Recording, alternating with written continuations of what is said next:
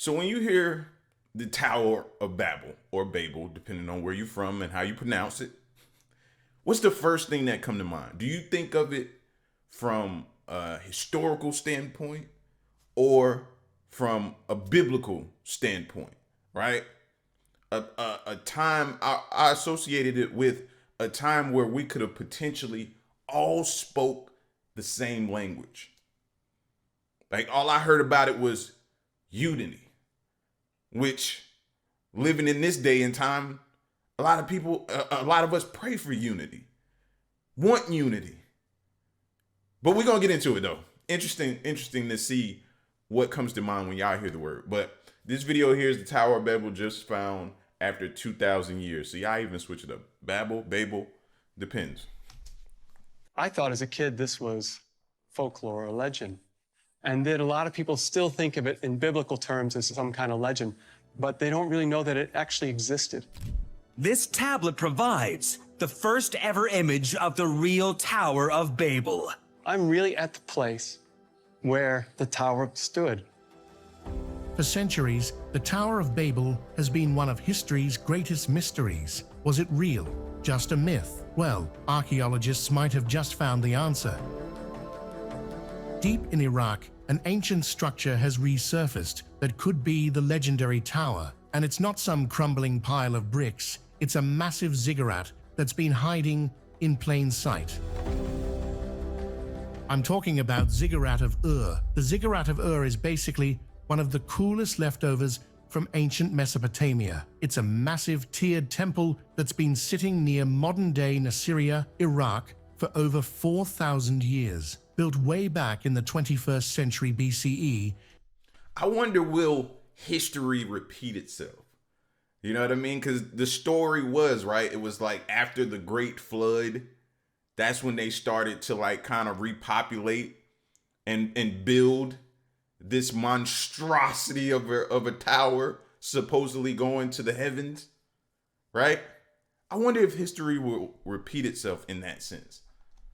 During the early Bronze Age, it was dedicated to Nana, the moon god. Back then, Ur was one of the most powerful cities around. And this wasn't just some random temple, it was a flex. It showed off the city's religious devotion, political power, and insane architectural skills all in one. The guy behind the project was King Ur-Nammu, founder of the third dynasty of Ur. He was all about consolidating power and making his mark, but he didn't live long enough to see it finished. That job went to his son, King Shulgi, who ruled for a solid 48 years and turned Ur into a powerhouse across Mesopotamia. The ziggurat was just one part of a massive city complex, packed with palaces, temples, and administrative buildings. Think of it like the ancient equivalent of a city skyline, with this giant structure dominating the scene. For something built thousands of years ago, the ziggurat was designed to last. Its core was made of mud bricks, covered with baked bricks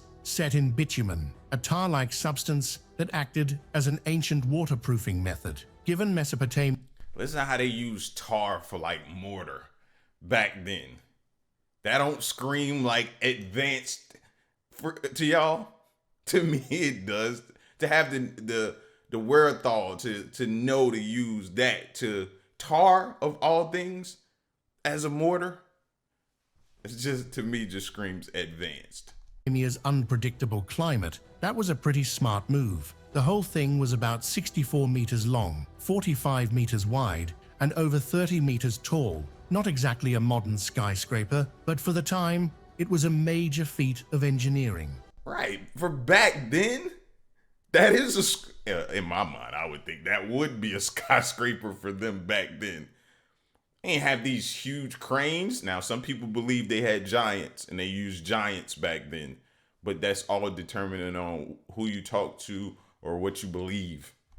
To reach the top, you had to climb a grand staircase, which has been partially reconstructed today. At the summit, there was once a temple dedicated to Nana, where priests would perform rituals and offerings. Unlike later places of worship, this wasn't somewhere the general public could just stroll into. It was a sacred space, reserved for the elite, the priests, and of course, the gods. Over the centuries, the ziggurat took a beating. By the 6th century BCE, long after Ur had lost its status as a major power, King Nabonidus of the Neo-Babylonian Empire decided to give it a facelift. He went all out, restoring it and adding more stages to turn it into a 7-tiered tower. Babylonian rulers at the time were really into linking themselves to past kings, and restoring ancient monuments was a great way to flex their connection to history. Fast forward to the 1920s and 30s, and British archaeologist Sir Leonard Woolley led digs that uncovered a lot of what we know about the ziggurat today. His work helped prove that this wasn't just an administrative building. It was a major religious site with deep cultural significance. Then, in the 1980s, Saddam Hussein ordered a partial reconstruction, fixing up the facade and grand staircase as part of a campaign to celebrate Iraq's ancient history. But the ziggurat didn't escape modern conflict. During the Gulf War in 1991, it took some damage from bullets and bombs. But ancient wonders aren't just limited to Mesopotamia. Some are perched high up in the mountains, defying gravity itself, like Paro Taktsang Monastery. Paro Taktsang, better known as the Tiger's Nest Monastery, is one of the most breathtaking and revered Buddhist sites in Bhutan. Perched dramatically on a cliffside in the Upper Paro Valley, it sits at around 3,100 meters above sea level, offering an absolutely stunning view of the surrounding mountains and forests. The location alone makes it feel like something out of a legend, and as it turns out, that's exactly what it is. The origins of Tiger's Nest trace back to the 8th century, when Guru Padmasambhava, also known as Guru Rinpoche, supposedly flew to this very spot on the back of a tigress. This wasn't just any ride. The tigress was believed to be a transformed disciple of his. Once he arrived, he meditated inside a cave here for what might be the most specific duration in history. 3 years, 3 months, 3 weeks, 3 days, and 3 hours. During this time, he subdued local deities and spirits, converting them to Buddhism. For centuries, the site remained a place of pilgrimage and meditation, but it wasn't until 1692 that it became the grand monastery we see today. Gyaltse Tenzin Rabge IV DC decided to build a monastery around the original meditation cave. It wasn't just a simple structure, it was an architectural marvel. The buildings seemed to cling to the sheer rock face, as if they were part of the mountain itself. The monastery complex consists of 4 main temples and several smaller residential quarters, all connected by stairways carved directly into the rock. The whole place is designed to blend seamlessly with its surroundings, creating the illusion that it naturally grew out of the cliffs. Balconies extend over the edge, giving visitors a panoramic view of the Paro Valley below. Long as I ain't gotta see it from this view, maybe like not look at it as I'm traveling up there, then I can do it successfully, go up there and experience the history of it and embrace it and enjoy the moment in the experience. But if I see this view right here, I'm not going up there. I'm not going up. Why would they put it there? I get it. You know what I mean? I get it. But not, design something like the Tower of Babel, like out in the open on like level, solid ground, and I'm there with you. This is crazy. It's one of those places where every step feels like a mix of awe and vertigo. From the misty cliffs of Bhutan to the vibrant heart of India, sacred spaces come in all shapes and sizes. The Meenakshi Amman temple, also called Arulmigu Meenakshi Sundareswara Temple, is one of the most breathtaking and historically rich temples in India. It sits in the heart of Madurai, Tamil Nadu, right on the southern bank of the Vaigai River. This isn't just any temple. It is a massive, vibrant, and deeply sacred space dedicated to goddess Meenakshi, a powerful form of Parvati, and her divine consort, Lord Sundareswara, a form of Shiva. The temple is not just a place of worship. It is an architectural masterpiece, a cultural icon, and an experience unlike any other. The origins of the temple stretch so far back that they are woven into ancient Tamil legends. References to Meenakshi Amman Temple appear in Tamil Sangam literature as early as the 6th century CE, meaning it has been a spiritual center for That's what I was waiting on right there. A closer view of the detail in design of this temple. Like, are you kidding me? Like, does that not put y'all in awe to see a masterpiece like this? Like, man, like, I'm just stuck here. Imagine going to that and seeing it up close and personal. Sheesh. For well over 1,000 years. Over time, different rulers expanded and enhanced it, with the biggest transformation happening during the Nyack dynasty in the 16th and 17th centuries. They poured immense effort into making the temple grander. You could tell. Much respect. Much respect. Y'all thought I was about to do the E-line? No. I'm leaving it here on my heart. Much respect to the detail and the time and intention and the precision, and just you could tell how much respect and love for everything they have. Adding the intricate carvings, massive towers, and elaborate corridors that still stand today. Covering around 15 acres, the temple complex is nothing short of enormous. One of its most striking features is its 14 towering gopurams, or gateway towers, each adorned with thousands of colorful sculptures depicting gods, goddesses, demons, celestial beings, and mythical creatures. These figures are not just decorative. They tell stories from Hindu scriptures, bringing legends to life through stone and paint. The tallest of these towers reaches about 170 feet into the sky, making it an unmissable landmark in Madurai. The sheer scale and detail of the artwork are overwhelming, a testament to the skill and devotion of the artisans who crafted it centuries ago. At the heart of the temple is the Potramarai Kulam, or the Golden Lotus Pond. This sacred water tank is surrounded by various shrines and halls, serving as a peaceful center amidst the grandeur. According to legend, the lotus in this pond bloomed with divine energy and was used by the gods to judge the quality of Tamil literature. Even today, it remains an important part of the temple, where visitors often sit and reflect before heading into the inner sanctums. Going from ancient temples covered in intricate carvings to a church that looks like it was carved by a volcano, things are about to get a lot more minimalist. Hallgrimskirkja is hands down one of the most recognizable landmarks in Reykjavik. At 74.5 meters tall, it's the biggest church in Iceland and one of the tallest buildings in the country, so you can pretty much see it from anywhere in the city. Whether you're wandering the streets of Reykjavik or flying in from the airport, it stands out like a giant stone rocket towering over everything around it. The church is named after Hallgrimur Pétursson,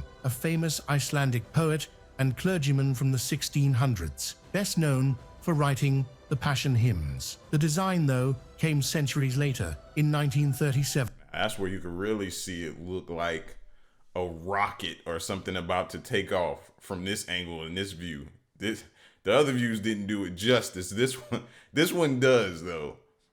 That really stands out. Like canvas like the whole city in its entirety, and then zoom out and then look at how that stands out like that. That's pretty cool, though. When Iceland's state architect Guðjón Samúelsson came up with something completely different from your usual European church. Construction started in 1945, but thanks to Iceland's tough weather and the sheer scale of the project, it took over 40 years to finish. It wasn't officially completed until 1986, which is a ridiculously long time, but the final result was worth it. What makes at least that makes me happy, because you would like to think that employed people for a long time. It's kind of like building like the Hoover Dam or something like that, a dam somewhere in some country. You know what I mean? Other than the ones that killed a lot of people. I know building those or constructing those dams leave a sour taste in people's mouths because the deaths attached to it. So maybe that was a bad example, but you get what I'm trying to say, right? How that would employ people for a long period of time makes that extremely like super dope to me. Hallgrimskirkja is so special is its design. Instead of modeling it after traditional cathedrals, Samuelsson took inspiration from Iceland's natural landscape, specifically the towering basalt columns that form when lava cools. If you've ever seen Svartifoss waterfall, you'll notice the similarity right away. The church looks like it was sculpted straight out of a lava flow, its massive, curved structure rising into the sky like something nature itself built. It's bold, dramatic, and completely unique, making it stand out not just in Iceland, but even the window design looks like, look at the main window design right here. Even that has that signature like shape and design to it. Like they even the ones at the top here, look there, the three at the top. Like they really took their time and left nothing to chance. Like they made sure everything. Wow, that's pretty dope. They made sure I'm blown away by this. Every detail stands out.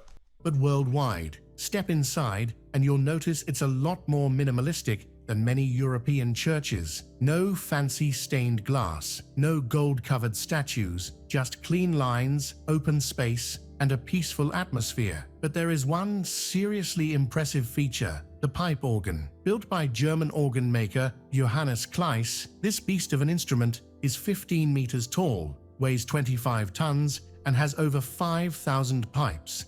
And even the pipe organs have the same design. When you look at it, you step back, you can see the outside on the inside. So them saying it's minimalistic, it depends on who's looking at it. For me, I don't see minimalistic. I still see that design here on the inside. It can go from soft and delicate to a full-on earthquake of sound, which is why the church isn't just used for religious services, but also for concerts. If you ever get the chance to hear the organ in action, it's an experience you won't forget. From a church inspired by lava to a temple that looks like a stone mountain of enlightenment, the journey continues. Borobudur is hands down one of the most incredible Buddhist monuments in the world, sitting right in the heart of central Java, Indonesia. This ancient temple isn't just a pile of old stones. It's a masterpiece of architecture and spirituality, packed with intricate carvings and hundreds of Buddha statues, all built way back in the 9th century during the Sailendra dynasty. But Borobudur isn't just about history. It's designed as a full-on spiritual journey, meant to guide visitors through different levels of Buddhist teachings as they climb toward enlightenment. The setting couldn't be more perfect. Borobudur sits between two massive volcanoes, Merapi and Merbabu, with the Progo and Ilo rivers flowing nearby. The whole place feels like something out of a legend, surrounded by these powerful natural forces that in a way mirror Buddhist ideas about impermanence and rebirth. It's about a 40-kilometer drive from Yogyakarta, making it an easy day trip if you're looking to dive into ancient history and take in some breathtaking views. The temple was built by the Sailendra dynasty, a powerful Buddhist ruling family during the 8th and 9th centuries. Back then, Buddhism was thriving in Java, and Borobudur was their way of showing devotion, basically a giant, sacred space for worship and meditation. But times changed, and as Hinduism and later Islam became more dominant in the region, Borobudur was eventually abandoned. By the 14th century, it was buried under layers of volcanic ash and jungle growth, left to be forgotten for centuries. It wasn't until 1814, when British Governor Sir Thomas Stamford Raffles happened to stumble upon it, that Borobudur started getting the attention it deserved. Now let's talk about that design, because it's pure genius. Imagine a massive step pyramid with 9 levels, almost like a giant stone mandala. The first 6 terraces are square, leading up to 3 circular platforms, and at the very top sits the grand central stupa. But this isn't just some cool architectural choice. Each level represents a stage in the Buddhist path to enlightenment. At the base, you have Kamadhatu, the realm of desire, basically the world of material attachments, temptations, and distractions that keep people stuck in suffering. As you climb higher, you reach Rupadatu, the realm of form, where people start letting go of those worldly desires and focus on spiritual growth. Finally, at the top, there's Arupadatu, the formless realm, symbolizing nirvana, the ultimate state of enlightenment, where suffering and attachments disappear. So walking up Borobudur isn't just sightseeing. It's meant to be a symbolic journey, a way to reflect on life and the path to something greater. From one breathtaking Buddhist monument to another, this next one takes golden grandeur to a whole new level. The Shwedagon Pagoda isn't just a stupa, it's the crown jewel of Yangon, shining bright with gold and history. Sitting on Singutara Hill, it's impossible to miss, towering over the city and glowing at sunrise, sunset, and pretty much any time light touches it. It's not just a religious site, it's a huge part of Myanmar's culture, spirituality, and identity. There's an old legend that says the pagoda is over 2,600 years old, making it one of the oldest Buddhist stupas in the world. According to the story, two merchant brothers, Tapusa and Palika, met Gautama Buddha while traveling. As a blessing, he gave them 8 strands of his hair, which they brought back to Myanmar and enshrined on Singutara Hill. And just like that, the Shwedagon Pagoda was born. Of course, historians think it was actually built between the 6th and 10th centuries by the Mon people, but either way, it's been standing for an incredibly long time. The pagoda itself is a masterpiece. It stands about 99 meters, 325 feet tall, and is completely covered in gold, real gold. Over the centuries, I know we was all sitting here wondering, that those who weren't familiar with this temple, like, I was wondering, was that real gold? And you know, you can't really go by this video. You still got to look and find out for yourself. But to hear that, wow. Wow. Burmese people, from kings to everyday citizens, have donated gold plates to keep it shining. And at the very top, things get even more extravagant. The HTI is decked out with over 4,500 diamonds, including a massive 72-carat one. So yeah, it's basically a giant golden beacon. But there's more to it than just the main stupa. The whole complex is packed with smaller temples, shrines, statues, and intricate carvings, reflecting over 2,500 years of Buddhist art and architecture. Every corner has something fascinating. Buddha statues in different poses, detailed woodwork, and vibrant glass mosaics. It's the kind of place where you could wander for hours and still find new things to admire. From golden pagodas to Gothic masterpieces, this next landmark is one of the most iconic sites in Paris. Notre Dame de Paris is more than just a cathedral. It's a symbol of Paris, a masterpiece of Gothic architecture and a witness to centuries of history. Sitting right in the heart of the city on Ile de la Cité, it has stood through revolutions, wars, and even a devastating fire, only to rise again. Whether you're into history, architecture, or just the magic of old places, Notre Dame has a story to tell. The construction of Notre Dame began in 1163, commissioned by Bishop Maurice de Sully, and it took almost a century to complete. That was pretty standard for the time. These grand medieval cathedrals weren't built overnight. By the time it was finished, around 1260, it was already... I think we're spoiled in that sense. We think of how long it takes for some of our biggest buildings to be designed in modern day. Back then, that wasn't the case, bro. And oftentimes you could tell by, again, that detail, that attention to detail that they put in it. You know, the love that they put into it. And the results show that. But yeah, this stuff took centuries. Like centuries to design and build. That's crazy. That's crazy. Yes, we're spoiled.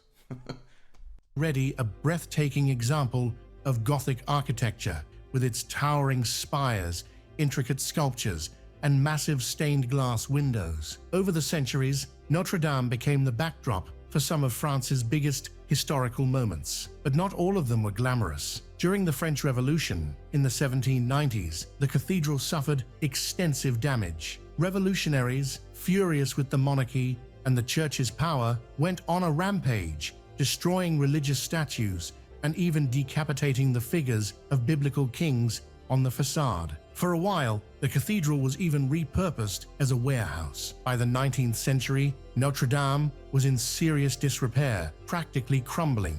But then Victor Hugo's novel Notre Dame de Paris came out in 1831, and people fell in love with the cathedral all over again. Hugo's story sparked a wave of public interest, and soon a full restoration project was launched, led by the architect Eugène Viollet-le-Duc. This was when the famous spire was added, the very same one that would be lost in the fire nearly 200 years later. Notre Dame is a textbook example of Gothic architecture. Those massive flying buttresses along the sides, they aren't just for show. They were an engineering breakthrough, supporting the cathedral's walls and allowing for its iconic tall windows. Inside, the ribbed vaults give the ceiling an airy, almost weightless feel despite the stone structure. And then there are the rose windows, enormous, intricately designed, stained glass masterpieces that filter colored light into the nave. The cathedral is also home to some of Christianity's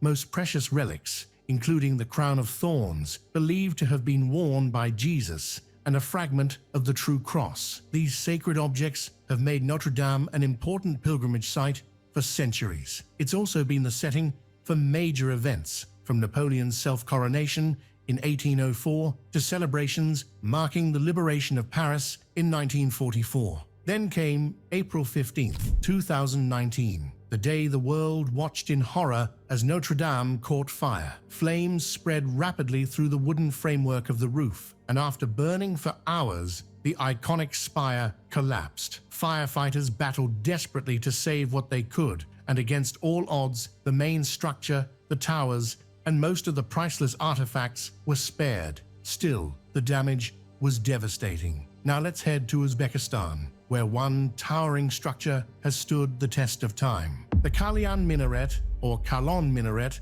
is one of those ancient structures that instantly commands attention. Towering over Bukhara, Uzbekistan, this 900-year-old masterpiece has seen empires rise and fall, survived Mongol invasions, and even picked up a pretty terrifying nickname along the way. Built in 1127 by Muhammad Arslan Khan of the Karakhanid dynasty, it wasn't just meant to be a decorative piece. It played a central role in the religious and social life of the city. Standing at 45.6 meters tall, the minaret was the tallest structure in Central Asia when it was built, and honestly, it still dominates the skyline today. Its base is about 9 meters wide, gradually tapering to 6 meters at the top, giving it that elegant yet sturdy look. Made entirely of baked brick, it isn't just a simple tower. Every inch of it is decorated with intricate patterns and inscriptions in Kufic script. The detailing is incredibly precise,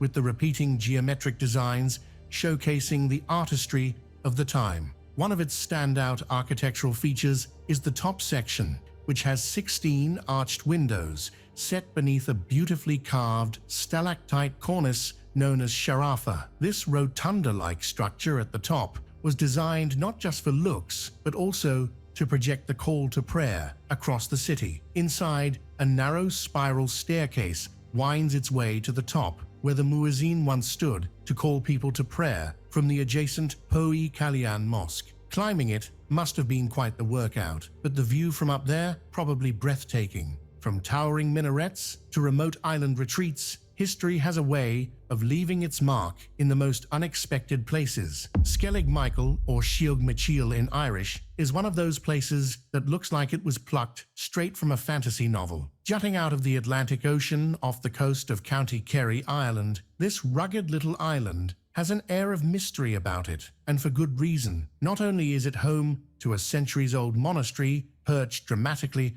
on its steep cliffs, but it has also survived Viking raids, wild weather, and the occasional Hollywood invasion. The island's story goes way back, somewhere between the 6th and 8th centuries. A group of Gaelic Christian monks decided this remote rock in the middle of the ocean was the perfect place to dedicate themselves to prayer and solitude. Whether they were looking for peace, a stronger connection to God, or just really didn't like people, they built an incredible monastery up. Who would want to interrupt that?